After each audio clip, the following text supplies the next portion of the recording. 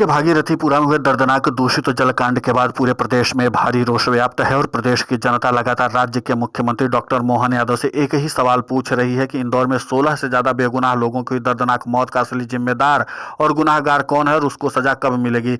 इसी कड़ी में मध्य प्रदेश कांग्रेस की ओर से लगातार पूरे प्रदेश में प्रदेश व्यापी विरोध प्रदर्शन किया गया और साथ ही राज्य के मुख्यमंत्री डॉक्टर मोहन यादव और शहरी विकास मंत्री कैलाश विजयवर्गीय से भी इस्तीफा मांगा गया। इसी कड़ी में मध्य प्रदेश के रीवा कांग्रेस के नेता और नेत्रियों ने भी व्यापक विरोध प्रदर्शन किया। इनके हाथ में घंटी या घंटा थी जो इसको बजाते हुए वो लोग रीवा सांसद के आवास का घेराव करना चाह रहे थे, लेकिन इसी दरमियान उनका पुलिस के साथ झड़प हो गया।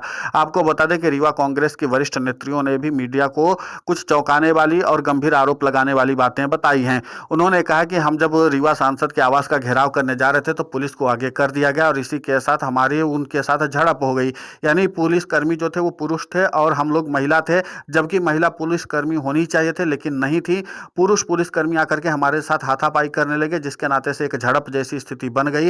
हालांकि बाद में हम लोग खुद पीछे आ गए अपनी इज्जत को बचाने के लिए, क्योंकि ये बेशर्म सरकार है, इसको किसी की इज्जत का ख्याल नहीं है। वरिष्ठ कांग्रेस नेत्री लक्ष्मी सिंह परिहार ने बताया कि पुरुष पुलिसकर्मी आकर के हमें रोकने का लगातार प्रयास कर रहे थे। हम लोग आगे जाने की कोशिश कर रहे थे और हम अपना ज्ञापन देना चाह रहे थे। हम ये बताना चाह रहे थे कि कितनी माताओं की कोख उजड़ गई है और कितनी बहनों की मांगे हमारी जो है वो सूनी हो गई हैं इस तरीके की लापरवाही से। और इसी के साथ ये सरकार जो है पूरी तरीके से तानाशाही पर उतारू है। इस लोकतांत्रिक देश में पूरी तरीके से तानाशाही लागू करना चाह रही है सरकार, इसीलिए हम लोग अपना विरोध दर्ज करवाना चाह रहे थे।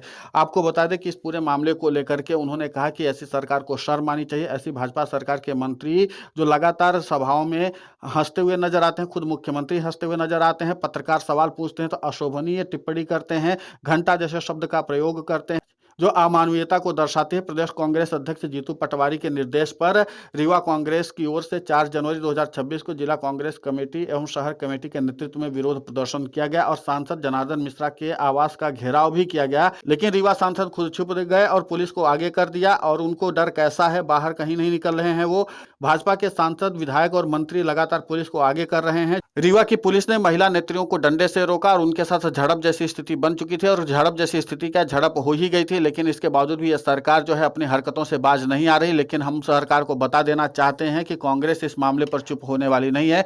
जब तक हमें और हमारे पीड़ितों को इंसाफ नहीं मिल जाता तब तक हम लोग लड़ाई लड़ेंगे। इसके अलावा 11 जनवरी को हम इंदौर पहुंच करके मार्च भी करेंगे और इस सरकार की जड़ें भी हम हिला देंगे, क्योंकि हम लोग इस पूरे मामले पर बहुत गंभीरता से विचार कर रहे हैं।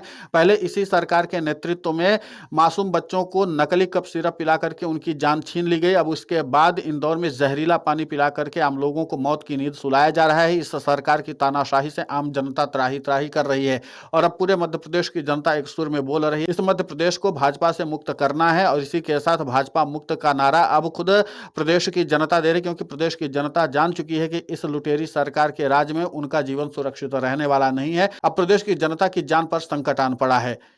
फिलहाल इस पूरे मामले को लेकर के आपकी प्रतिक्रिया क्या है, आप हमें कमेंट करके जरूर बताएं। साथ ही हमारे चैनल को सब्सक्राइब करें, खबर को ज्यादा से ज्यादा शेयर करें।